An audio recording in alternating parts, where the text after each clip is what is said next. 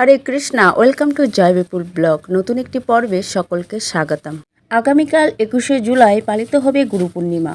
এই তিথিটিকে ব্যাস পূর্ণিমা বলা হয়। গুরু পূর্ণিমায় এই বিধি পালন করলে কেটে যাবে সব বাধা বিঘ্ন গ্রহদোষ।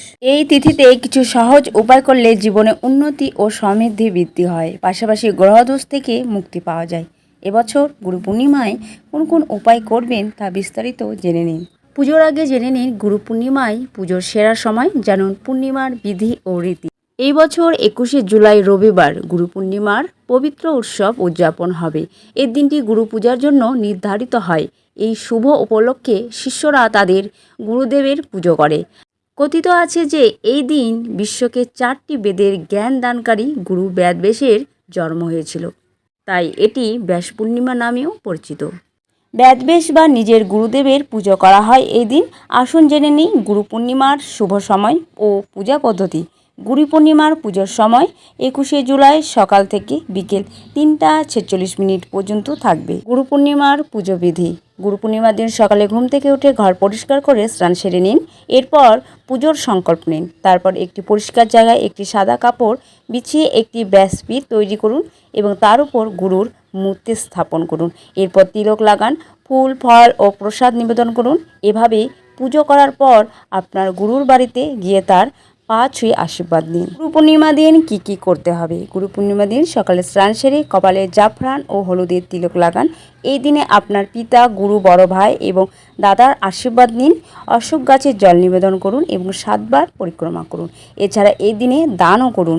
জীবনের ভাগ্য পরিবর্তন করতে গুরু পূর্ণিমার দিন হলুদের গিঁটের মালা পরতে পারেন, কিন্তু কিভাবে এই মালা ব্যবহার করবেন, কোন কোন বিষয়গুলি মাথায় রাখা উচিত, এর গুরুত্ব কী তাও জানা দরকার।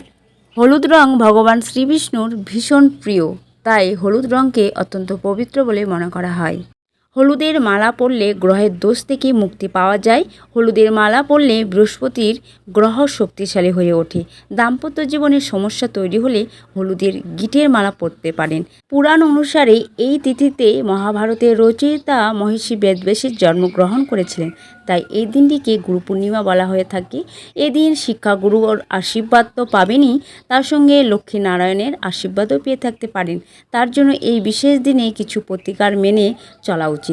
সকালবেলা স্নান সেরে তুলসী গাছে জল নিবেদন করবেন। রাত্রিবেলা ঘিয়ের প্রদীপ অবশ্যই প্রজ্বলিত করবেন। রাধা গোবিন্দের পুজো করবেন, ভোগ লাগাবেন। গুরু পূর্ণিমার রাতে একটি খাবার কিন্তু অবশ্যই গ্রহণ করবেন। সারা বছর সুস্থ ও নিরোগ থাকবেন। সেটি হলো গুড়। হ্যাঁ, ঠিকই শুনেছেন, গুড়। গুড় ভগবানকে নিবেদন করবেন এবং সেই গুড় প্রসাদ রূপে সকলে গ্রহণ করবেন। এতে আপনারা সারা বছর নিরোগ থাকবেন। পদ্মপুরাণ অনুসারে সমস্ত সুগন্ধি ফুল ভগবান শ্রীকৃষ্ণের ভীষণ প্রিয়, তাই ভগবানকে এই দিন পদ্ম ফুল নিবেদন করুন। পূর্ণিমার দিন বাড়িতে আনুন একটি ফুল, তা হলো পদ্ম ফুল, এবং একটি ফল, তা কাঁঠালি কলা। এই কাঁঠালি কলা এবং পদ্ম ফুল ভগবানের কাছে অর্পণ করুন আর শ্রদ্ধা সহকারে প্রার্থনা করুন। রাধা কৃষ্ণের অশেষ কৃপা লাভ করবেন এবং আপনার জীবন সুন্দর এবং সতেজ হয়ে উঠবে। আগামীকাল 21শে জুলাই রবিবার গুরু পূর্ণিমা। এই গুরু পূর্ণিমার সবার ভালো কাটুক, গুরু গোবিন্দের কৃপা লাভ করুন। সকলেই ভালো থাকুন, সুস্থ থাকুন। আজকের ভিডিও এই পর্যন্ত। ভিডিও থেকে যাওয়ার আগে লাইক, শেয়ার, সাবস্ক্রাইব করতে ভুলবেন না। কেমন লাগলো কমেন্ট বক্সে জানাবেন। হরে কৃষ্ণ, হরি বল, জয় শ্রী প্রভুপাদ।